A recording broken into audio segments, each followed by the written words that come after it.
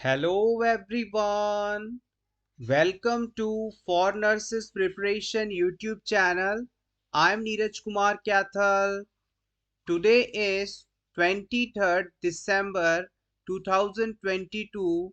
Let's begin today's MCQ session for upcoming nursing recruitment exams. First question is, tablet of IFA should be started in pregnancy के दौरान anaemia को prevent करने या इसके treatment हेतु iron folic acid tablets को कब से दिया जाना शुरू करना चाहिए। एक बार फिर से समझिएगा, प्रेगनेंसी के दौरान प्रेग्नेंट वुमेन को एनीमिया ना हो जाए, इससे बचाव हेतु दी जाने वाली आयरन फॉलिक एसिड टैबलेट्स को देने का सही समय कौन सा होता है। ऑप्शन 1 12 से 14 वीक की प्रेगनेंसी के बीच, ऑप्शन 2 10 से 12 सप्ताह की प्रेगनेंसी से, ऑप्शन 3 1 से 2 सप्ताह के बाद से, option 4 after 13 to 15 weeks of gestation. कितने सप्ताह की प्रेगनेंसी के बाद आयरन फॉलिक एसिड टैबलेट्स दी जाना शुरू किया जाता है। This question is very important for upcoming all type of nursing recruitment exams. Previously इसे पूछा भी गया है, important है। Yes, exactly, आप बिल्कुल सही हैं। Option A is correct. 14 से 16 वीक की गेस्टेशन यानी प्रेगनेंसी होने के बाद से आयरन फॉलिक एसिड टैबलेट्स दिया जाना शुरू करना चाहिए। Option 1 is correct here. Iron folic acid tablet से कुछ और बेसिक चीजें जो कि एग्जाम में आपसे पूछी जा सकती हैं, आइए इन्हें जान लें। प्रेगनेंसी पीरियड के दौरान आयरन और फॉलिक एसिड टैबलेट्स दी जाती हैं। इन्हें शुरू करने के लिए दो पर्पस हो सकते हैं। पहला पर्पस हो सकता है प्रोफाइलैक्टिकली, प्रोफाइलैक्टिकली यानी कि प्रेगनेंसी के दौरान वुमेन को अभी एनीमिया नहीं है, लेकिन कहीं एनीमिया हो ना जाए, इससे बचाव हेतु आप पहले से ही आयरन फॉलिक एसिड टैबलेट्स देने लग जाते हैं, तो ये प्रोफाइलैक्टिक ट्रीटमेंट कहलाता है।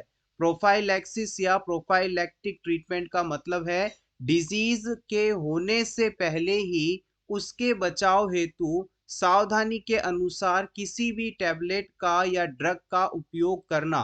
तो यहां चाहे तो आप लिख सकते हैं to prevent occurrence of anaemia. और ये कब दिया जाता है, तो आप इसके बारे में लिख सकते हैं कि 1 tablet daily for 100 days after first trimester. देखिएगा, फर्स्ट ट्राइमेस्टर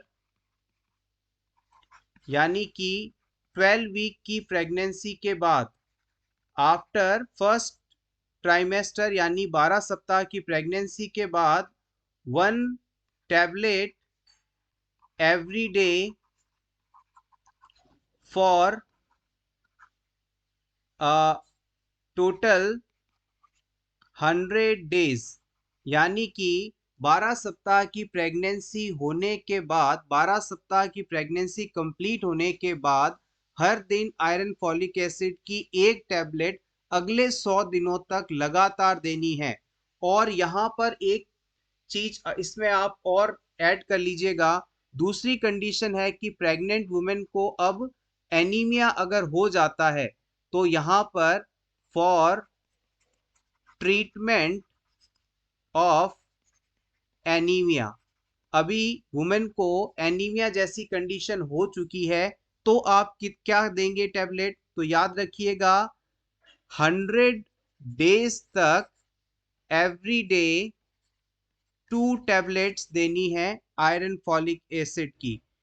एक टैबलेट दिन में 2 बार, 100 दिनों तक पहले ट्राइमेस्टर के बाद एनीमिया के ट्रीटमेंट के लिए दिया जाना चाहिए।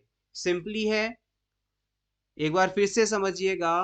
प्रेगनेंसी के दौरान वुमेन को यदि एनीमिया नहीं है, लेकिन आपको ऐसा लगता है कि इसे एनीमिया हो सकता है, तो इससे बचाव हेतु आप पहले ट्राइमेस्टर यानी 12 सप्ताह की प्रेगनेंसी कंप्लीट होने के बाद एक टैबलेट 100 दिनों तक रोज दें। अगर प्रेग्नेंट वुमेन को एनीमिया हो जाता है, हीमोग्लोबिन का लेवल 11 से कम हो जाता है, तो इसके ट्रीटमेंट के लिए पहला ट्राइमेस्टर कंप्लीट होने के बाद 100 दिनों तक लगातार 2 गोलियां आईएफए की देनी है। आप चाहें तो इसका स्क्रीनशॉट ले लें, अपकमिंग एग्जाम के लिए काफी इंपॉर्टेंट है ये। Next question, which of the following drugs is used to lower intracranial pressure? इन चारों ऑप्शंस में से आपको उस ऑप्शन को सेलेक्ट करना है जो कि इंट्राक्रेनियल प्रेशर को कम करने में इस्तेमाल की जाने वाली ड्रग है। Option A IV mannitol, option B frusemide, option C corticosteroid, option D all of the above.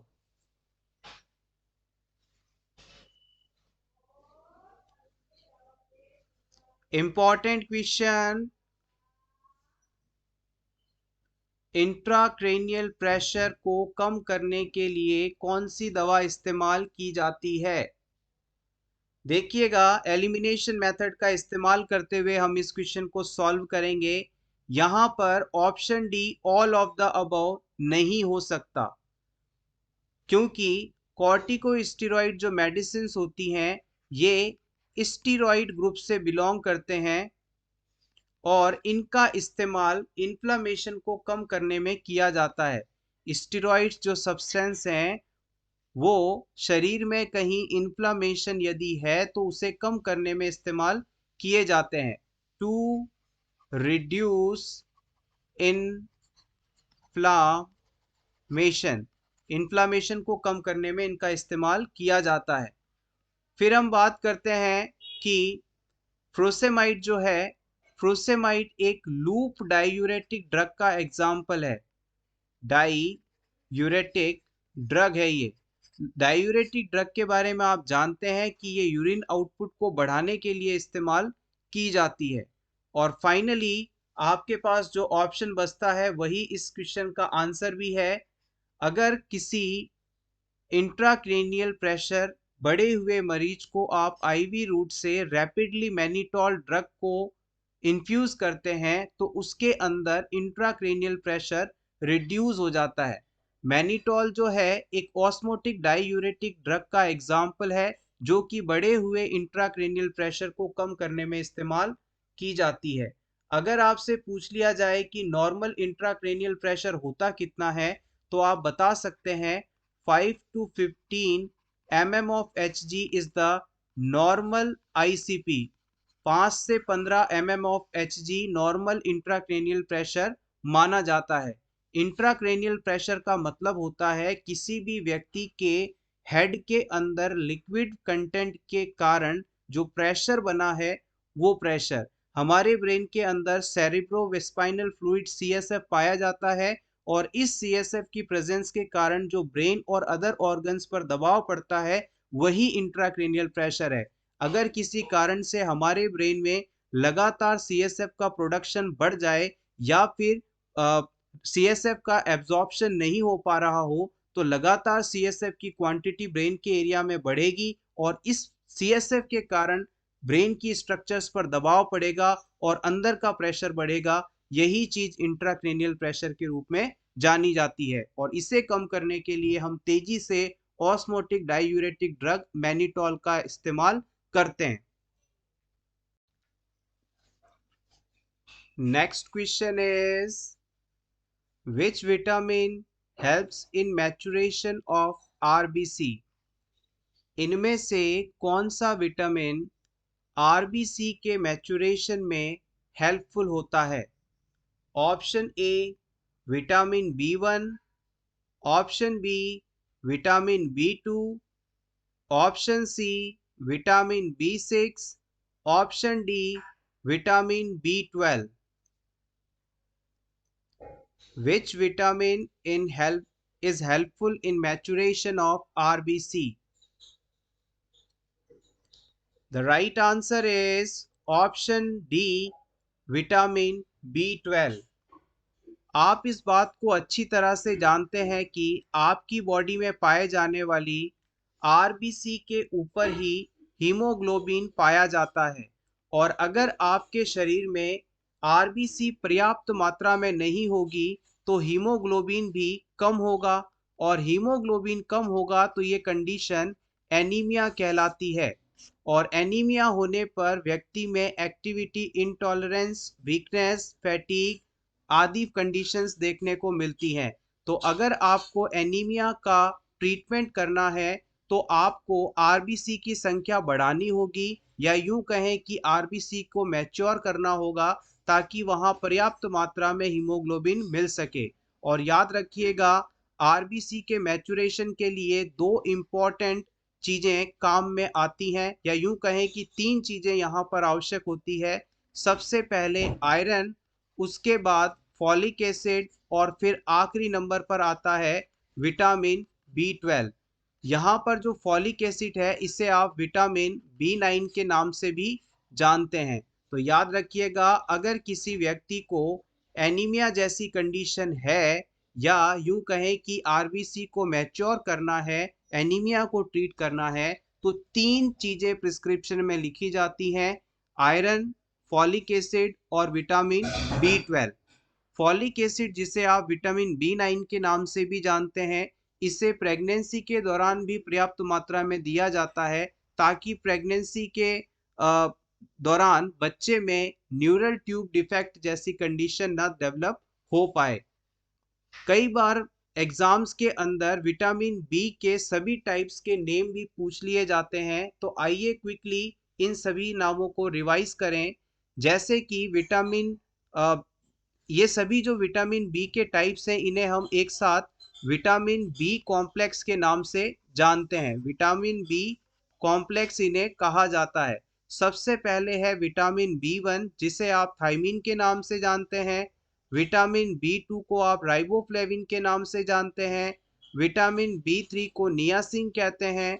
B5 को पेंटोथेनिक एसिड कहते हैं। B6 को पायरिडॉक्सिन कहते हैं। B7 को बायोटीन कहते हैं। B9 को फॉलेट कहते हैं या फॉलिक एसिड कहते हैं, और विटामिन B12 को साइनोकोबालामिन या कोबालामिन के नाम से जाना जाता है। आप चाहें तो इसका स्क्रीनशॉट ले सकते हैं। साथ ही साथ ये भी आप चाहें तो नोट कर लीजिएगा, दो प्रकार के विटामिन होते हैं, एक होता है वाटर सॉल्युबल और एक होता है fat soluble.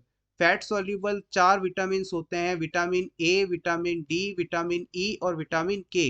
Water soluble vitamin की बात की जाए तो यहाँ पर सभी विटामिन बी के टाइप्स और विटामिन सी, दो प्रकार के विटामिन वाटर में घुलनशील होते हैं, वाटर सॉल्युबल होते हैं। इसके अलावा जो भी फैट सॉल्युबल हैं वो फैट के अंदर डिसॉल्व होते हैं। Next question, the procedure that involves insertion of a tube through the nose into the stomach is known as। आपको उस प्रोसीजर का नाम बताना है जिसके द्वारा किसी भी पेशेंट में नोज से एक ट्यूब को इंसर्ट करके स्टमक तक पहुंचाया जाता है। Option A nasogastric irrigation, option B nasogastric intubation, option C gastric lavage, option D endotracheal intubation. बहुत ही बेसिक और इम्पॉर्टेंट चीज है, आपको इसके बारे में पता होना ही चाहिए।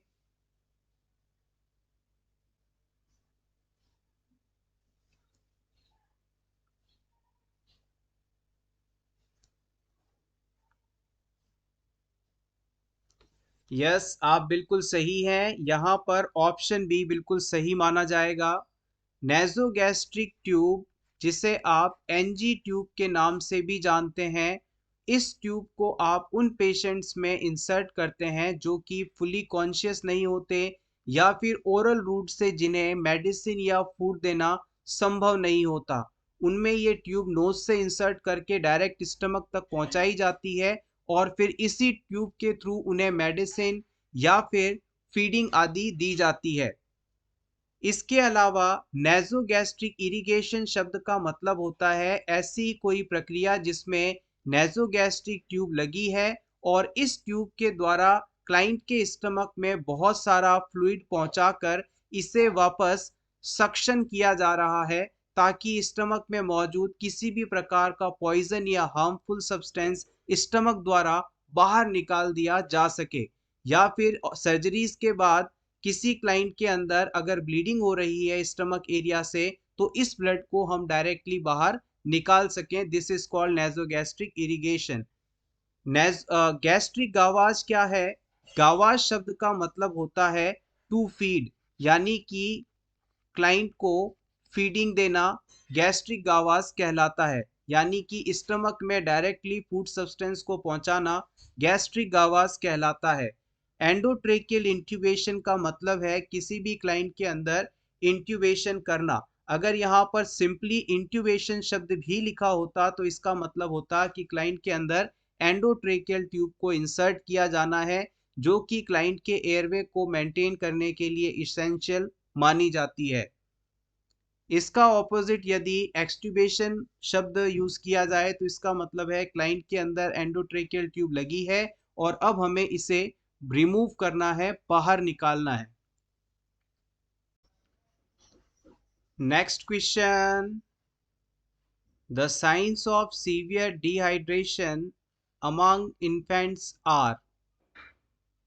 इन चारों ऑप्शंस में से आप उस साइन को सेलेक्ट करें जो कि किसी इन्फेंट में सीवियर डिहाइड्रेशन होने पर देखने को मिलते हैं। Option A drowsiness, depressed fontanel, decrease skin turgor. Option B anxiety, increased skin turgor.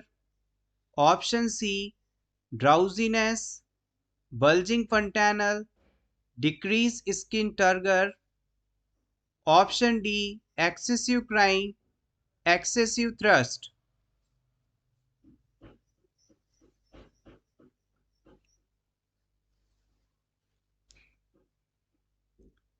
Important question, especially if you are preparing for NORCET like exams. The right answer is option A. अगर किसी infant में यानी कि 1 साल से कम उम्र के बच्चे में सीवियर डिहाइड्रेशन होता है, यानी बहुत ज़्यादा पानी की कमी हो जाती है, चाहे वो एक्सेसिव वॉमिटिंग के कारण हो रही हो या फिर डायरियल कंडीशन के कारण हो रही हो, इस सिचुएशन में बच्चे को बहुत ज़्यादा नींद आएगी यानी एक्सेसिव स्लीपीनेस फील होगा। इसे ही आप ड्राउजीनेस कहते हैं। बहुत ज्यादा नींद का आना ड्राउजीनेस कहलाता है। इसके बाद जब इस बच्चे के फंटेनल का आप असेसमेंट करेंगे तो ये डिप्रेस्ड मिलेगा, यानी नीचे धसा हुआ दबा हुआ मिलेगा। और स्किन टर्गर जब आप चेक करेंगे तो ये भी डिक्रीज्ड मिलेगा। स्किन टर्गर चेक करने के लिए आप इस बच्चे के बॉडी के किसी विशेष हिस्से की स्किन को पिंच करके होल्ड करते हैं कुछ सेकंड्स के लिए और उसके बाद जब आप इसे रिलीज करते हैं तो ये स्किन जो कि पिंच पोजीशन में थी उसे नॉर्मल होने में यदि 2 सेकंड से ज़्यादा लग रहा है तो इसका मतलब है कि बच्चे में डिहाइड्रेशन मौजूद है। वहीं अगर इससे ज़्यादा टाइम लगता है तो सीवियरली डिहाइड्रेटेड कंडीशन को ये चीज़ बताती है। और फुल्ली यदि बॉडी हाइड्रेटेड है तो जैसे ही आप पिंच लूज करेंगे तो स्किन वापस अपनी पोजीशन में 2 सेकंड के अंदर अंदर ही आ जाएगी। इस तरह से आप ये फाइंडिंग्स देखकर बच्चे में डिहाइड्रेशन के स्टेटस को पता कर सकते हैं। Next question, which of the following is a ovulation induction drug. अगर किसी वुमेन में ओव्यूलेशन नहीं हो पा रहा हो तो ओव्यूलेशन करवाने हेतु कौन सी मेडिसिन इस्तेमाल की जा सकती है? Option A bromocriptine, option B clomiphene citrate, option C oxytocin, option D रिटोड्रेन।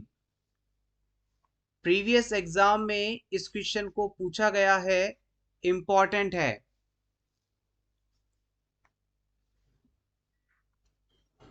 Yes, option B is correct here. याद रखिएगा, नेक्स्ट मेंस्ट्रुअल साइकिल के शुरू होने से 14 डेज पहले ओव्यूलेशन होता है और अगर इस ओव्यूलेशन के दौरान इंटरकोर्स किया जाए तो प्रेगनेंसी होने की संभावना रहती है।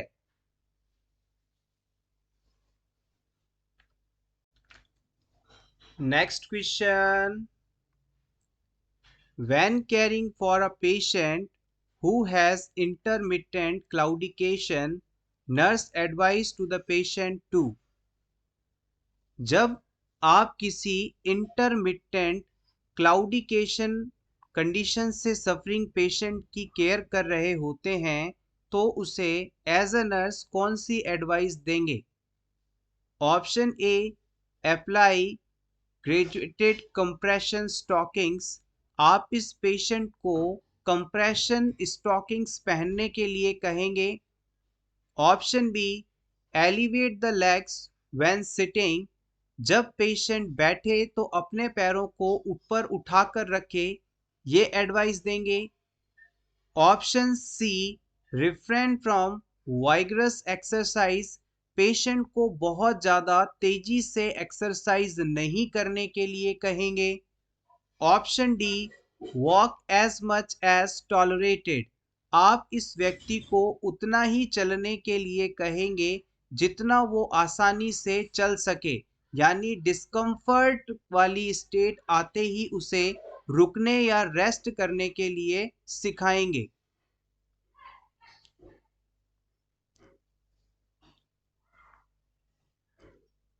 Yes, exactly the right answer is option D. Intermittent claudication क्या होता है इसे हम समझते हैं, इसके बाद आप अपना आंसर आसानी से दे पाएंगे।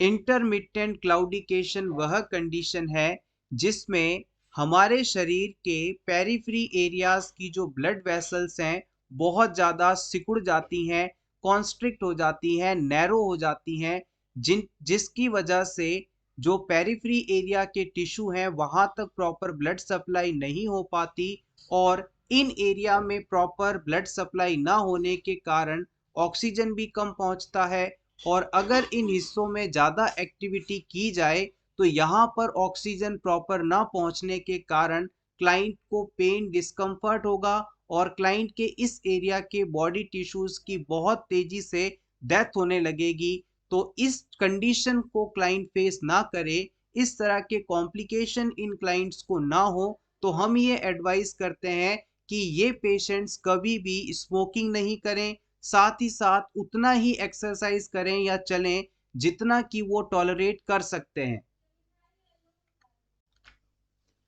Next question, the nurse is caring for an elderly client who has congestive heart failure and is taking digoxin. The client should be monitored for which of the following sign of toxicity? आपके पास एक congestive heart failure वाला patient है और इस condition के treatment के लिए उसे डिगॉक्सिन ड्रग दी जा रही है। इस ड्रग की टॉक्सिसिटी होने पर इस पेशेंट में कौन से साइंस देखने को मिलेंगे, ये आपको बताना है। Option one disorientation, option two weight gain, option three constipation, option four dyspnoea.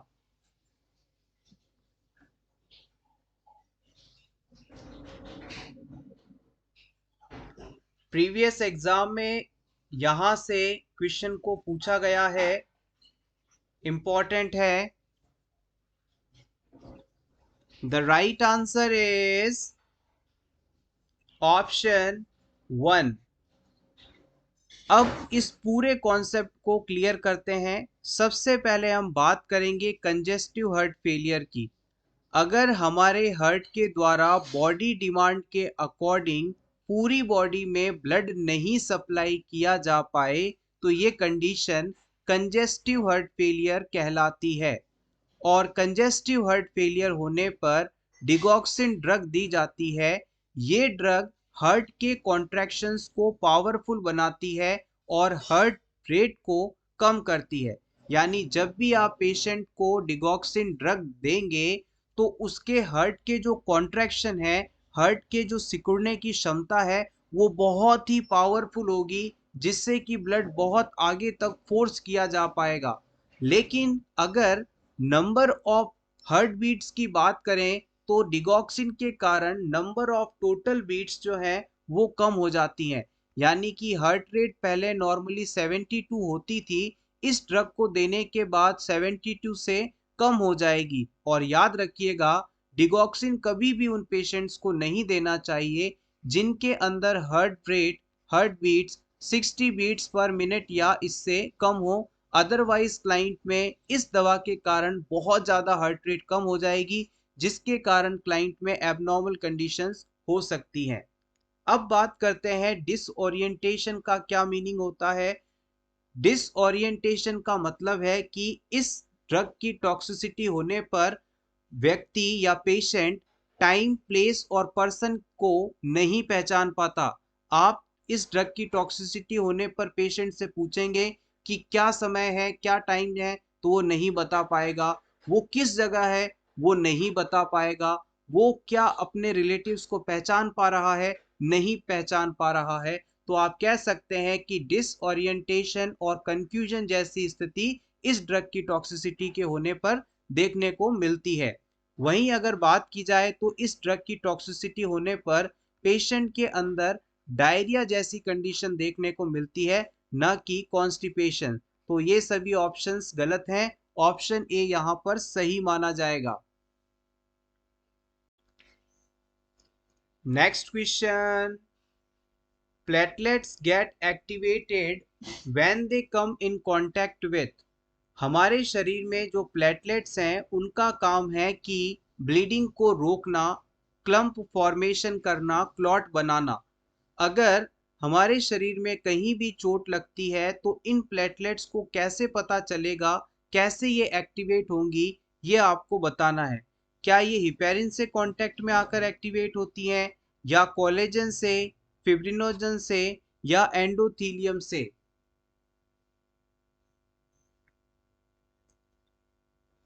Yes, आप बिल्कुल सही हैं। Option B is correct here. जब भी हमारे शरीर में कहीं भी इंजरी होती है तो उस एरिया के अंदर मौजूद कोलेजन फाइबर्स डैमेज होते हैं, और ये कोलेजन डैमेज एरिया से निकलकर ब्लड सर्कुलेशन में फ्लो होने लगते हैं। जैसे ही ब्लड के अंदर पहले से मौजूद प्लेटलेट्स इन कोलेजन्स के कांटेक्ट में आती हैं, ये अपना फंक्शन एक्टिवेट कर देती हैं और सर्कुलेशन के थ्रू उस एरिया में पहुंच जाती हैं जहां पर डैमेज हुआ है, ब्लीडिंग हो रही है, और उस जगह पर जाकर इकट्ठा होने लगती हैं, जिसके कारण धीरे धीरे करके वहां पर एक क्लॉट बन जाता है, रुकावट हो जाती है और ब्लड लॉस जो हो रहा था यहाँ से वो रुक जाता है। इस प्रकार से ये प्लेटलेट्स अपना फंक्शन परफॉर्म करती हैं। सो एवरीवन, ये था हमारा आज का वीडियो। होपफुली आपको आज की ये क्लास अच्छी लगी होगी। अगर क्वेश्चंस अच्छे लगे हों तो प्लीज़ इसे लाइक कर दीजिएगा, और रेगुलर इसी तरह के वीडियोस देखने के लिए for nurses preparation YouTube channel को ज़रूर सब्सक्राइब करें। Thanks a lot and best of luck.